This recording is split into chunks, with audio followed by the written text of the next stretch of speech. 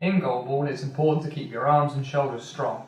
Attached are a few videos to demonstrate great exercises to do at home that will help strengthen these areas. I would recommend doing 3 sets of 8 reps on each one. First exercise is a single arm wall press up. So you're going to put one hand on the wall and then you're going to lean in towards the wall and then push yourself away. If you want to make it easier, bring your feet closer to the wall. If you want to make it harder, bring your feet further away from the wall so you're having to lean in more. Second exercise, bicep curl into a shoulder press. So you're going to curl your weights up towards your chest, towards your arms. It could be cans, normal weights, anything you've got that provides a bit of weight. Then bring your elbows out to the side, press your weight above your head, bring it back down, and then bring your elbows in and bring your arms down.